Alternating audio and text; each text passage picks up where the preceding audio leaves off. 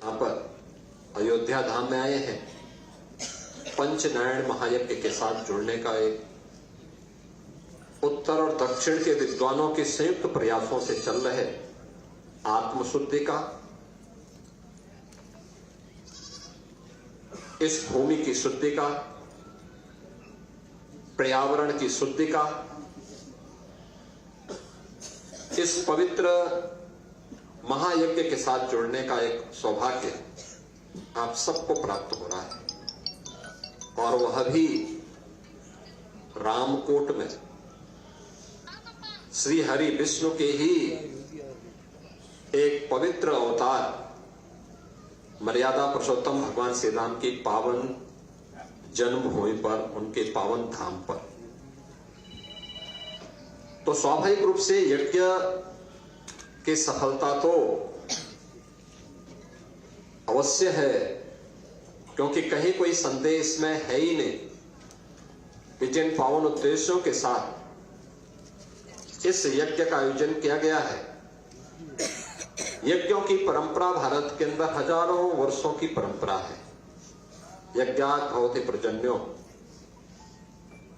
यानी यज्ञ ही वर्षा का कारण है, और वर्षा से ही इस सृष्टि में धन धान्य की फसल होती है, या फिर उसी से धन धान्य की समृद्धि प्रत्येक किसान को भी, व्यापारी को भी प्राप्त होती है, और उसी धन धान्य से, उसी अन्न से इस सृष्टि की व्यवस्था का संचालन भी हम कर पाते हैं। यानी यज्ञों की पावन परंपरा ये हजारों वर्षों की परंपरा है, और हजारों वर्षों की इस परंपरा के साथ आज आपको इस श्री राम कोट में पंचनारायण महायज्ञ के पावन आयोजन के साथ जुड़ने का सौभाग्य प्राप्त हो रहा है। मैं इस अवसर पर आप सबका हृदय से अभिनंदन करता हूं।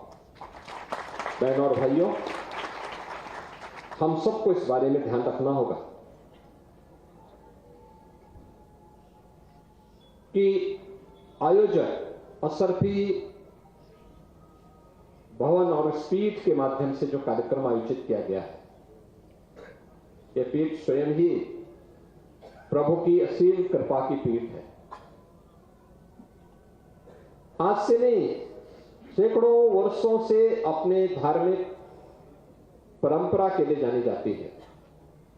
श्री राम जन्मभूमि आंदोलन के दौरान पूरे श्रद्धा और समर्पण भाव के साथ इन धार्मिक पीठों ने इस पूरे आंदोलन को यज्ञ मान करके उसे सफलता की नई ऊंचाई तक पहुंचाने का काम किया था, और आज परिणाम हम सबके सामने है।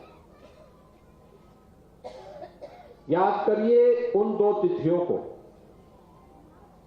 जब 5 अगस्त 2020 को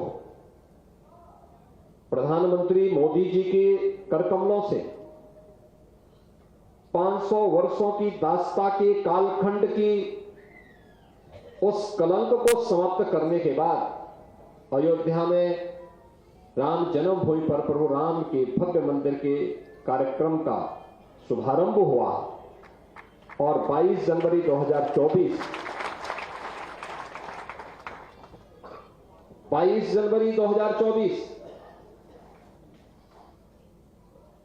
जब 500 वर्षों की दास्ता के उन कालखंडों को समाप्त करते हुए अयोध्या धाम में प्रभु रामलला फिर से विराजमान हुए, कौन ऐसा भारतीय था और कौन ऐसा सनातन धर्मावलंबी रहा होगा देश और दुनिया के अंदर जिसकी आंखों में श्रद्धा के आंसू न आए हों, श्रद्धा और सम्मान के साथ प्रभु के श्री चरणों में जिसने अपने आप को पूरा समर्पित न किया हो। और यही तो है हमारी परंपरा, यही परंपरा है जिस पर हर भारतवासी गौरव की अनुभूति करता है, और इसी के बारे में तो हमारे पावन प्रबंध काव्य और पावन ग्रंथ कहते हैं कि दुर्लभम भारतीय जन्म मानुषम तत्र दुर्लभम, यानी भारत की धरती में जन्म लेना दुर्लभ है और उसमें भी मनुष्य के रूप में जन्म लेना तो और भी दुर्लभ है। और यह दुर्लभतम क्षण हम सबको प्राप्त हो रहा है और वह भी हम अपनी आंखों से देखे हैं। काशी में काशी विश्वनाथ धाम, अयोध्या में अयोध्या धाम फिर से त्रेता युग की स्मृतियों को हम सबके सामने जीवंत कर रहा है। आज अयोध्या में क्या नहीं है, रामलला का आगमन हो गया है। रामलला के आगमन के पूर्व अयोध्या के वैभव को, अयोध्या को वापस कराने के लिए कार्य करना पड़ा था। डबल इंजन की सरकार ने उस कार्य को संतों के मार्गदर्शन में आगे बढ़ाया। आज वो पूर्ण हो चुका है। ये लगातार निरंतरता प्राप्त करता रहे। याद रखना, विरासत को विस्मृत करके हम भौतिक विकास को स्थायी नहीं बनाए रख सकते। विरासत और विकास के बीच में एक बेहतर समन्वय होना चाहिए। यज्ञ उसी की प्रेरणा देता है,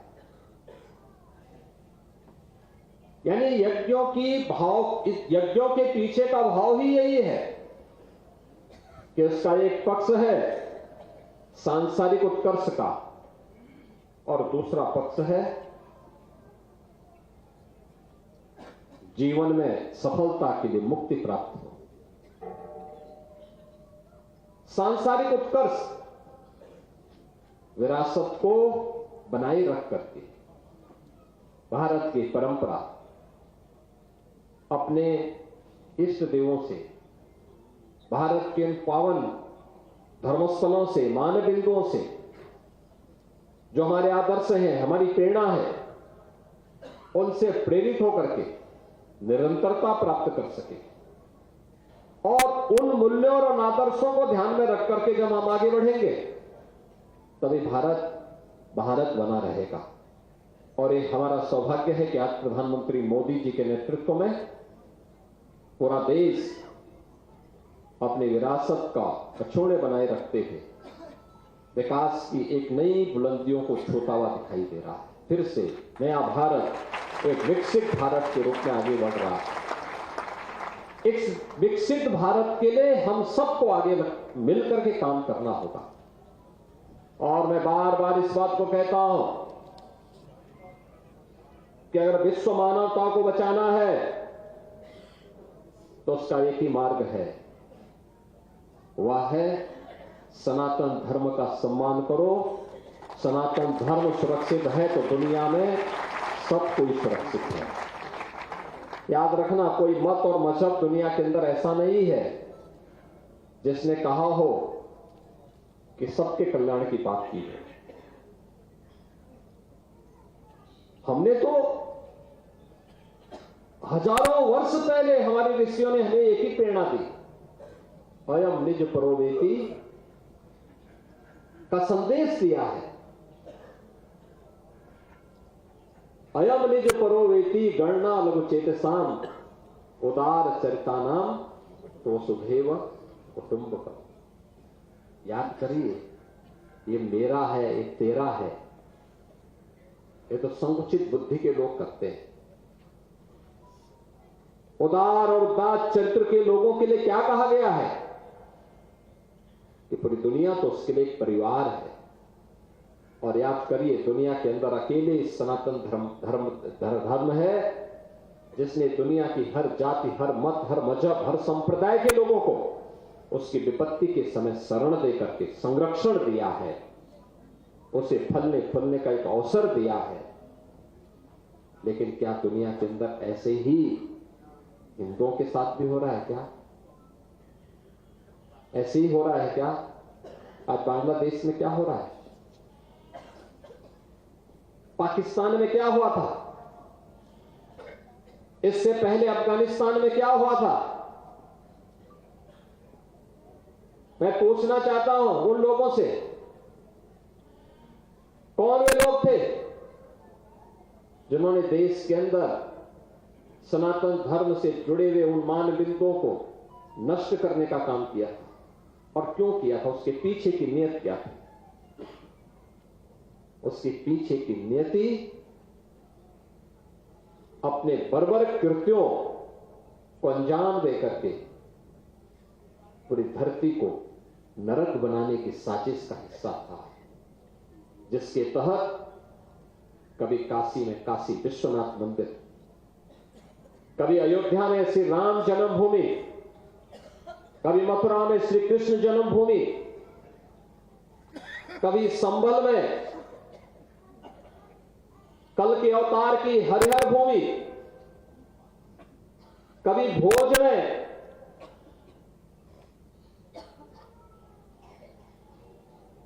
ज्ञान के अधिष्ठात्री देवी मां सरस्वती के पावन मंदिर को नष्ट किया जाता है, तोड़ा जाता है, अपवित्र किया जाता है। इन मंदिरों को तोड़ने से कभी सोमनाथ का मंदिर अपवित्र किया जाता है, इन मंदिरों को तोड़ने से उनका कुल और वंश ही नष्ट हुआ होगा जिन्होंने इन मंदिरों को अपवित्र किया है। वे फैले फूले नहीं हुए होंगे, लेकिन उन्होंने दिखाया तो। और ये कारण है, जब मैं आज पूछता हूं कि भाई जिन लोगों ने मंदिर तोड़े थे उनकी क्या स्थिति है वर्तमान में, तो लोग बताते हैं कि औरंगजेब के परिवार के लोग, उसकी वर्तमान खानदान, मुझे कोई एक दिन बता रहा था, जबकि कोलकाता के पास वो रिक्शा चलाते हैं, तो मुझे बताओ अगर उसने पुण्य किए होते, इन मंदिरों को तोड़ा नहीं होता, तो रिक्शा चलाता क्या? ये दुर्गति को प्राप्त करता है, ये उसकी दुर्गति है। उसने ईश्वर की अवमानना की है। और मैं यही कहूंगा कि दुनिया के अंदर अगर विश्व शांति की स्थापना करनी है तो यह सनातन धर्म ही उसको कर सकता है, केवल सनातन धर्म। और भारत के अंदर सनातन धर्म ही भारत का राष्ट्रीय धर्म है। भारत तब तक भारत है जब तक भारत के अंदर सनातन धर्म सुरक्षित है, और इसकी रक्षा के लिए, इसके संरक्षण के लिए हम सबको मिलकर के कार्य करना होगा। हर एक यह शाश्वत धर्म है, सृष्टि के साथ चला हुआ धर्म है। हो सकता है किसी कालखंड में कुछ विसंगति आई हो, लेकिन विसंगति का परिमार्जन भी हमारे ऋषि मुनि संतों के माध्यम से समय समय पर महापुरुषों के द्वारा दिखाए गए मार्ग का अनुसरण करते हुए हम करेंगे। लेकिन कहीं भी हम इस विकृति के कारण, उस विसंगति के कारण आपसी उन फूट का, आपसी बंटवारे का, आपसी विभाजन के उन गलतियों का खामियाजा पूरे देश और पूरे धर्म को नहीं भुगतने देंगे। इस संकल्प के साथ हमें आगे बढ़ना पड़ेगा। जिन कारणों से देश को गुलाम होना पड़ा था, जिन कारणों से इस देश को गुलामी की बेड़ियों को जूझने के लिए, झेलने के लिए मजबूर होना पड़ा था, हमारे पवित्र धर्मस्थलों को अपमानित होना पड़ा था, वे फिर से न हो, ऐसी स्थिति पैदा हो, इसके लिए अभी से हर एक भारतवासी को तैयार होना होगा। और जब हम लोग दिलो दिमाग से इसके बारे में सोचेंगे, तभी भारत भी सुरक्षित रहेगा, सनातन धर्म भी सुरक्षित रहेगा, आने वाली पीढ़ियां भी सुरक्षित रहेंगी। पंचनारायण महायज्ञ इसी भाव के साथ पर्यावरण की विशुद्धि हो, भारत की रक्षा हो, सनातन धर्म फिर से हम सबके संरक्षण का आधार बने और हम अपने धर्म की सुरक्षा का आधार बने, इस भाव के साथ आज यहां पर पवित्र अयोध्या धाम में श्री राम जन्मभूमि के इस पावन धरा पर, मां सरयू के इस आंचल में आज यहां पर आयोजित हो रहा है। मैं इसके लिए जगत गुरु रामानुजाचार्य पूज्य स्वामी श्री श्रीधराचार्य जी महाराज और उनकी पूरी की पूरी टीम को,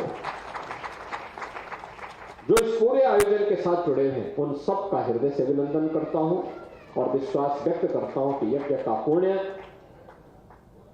पूरे भारतवासियों को, हर सनातन धर्मावलंबी को प्राप्त हो। आप सबके प्रति मेरी शुभकामनाएं हैं। मेरे साथ आप बोलेंगे, भारत माता की जय, भारत माता की जय, भारत माता की जय, भगवान श्री राम की जय, मर्यादा पुरुषोत्तम प्रभु श्री राम की जय, मां जानकी की जय, मां जानकी की जय।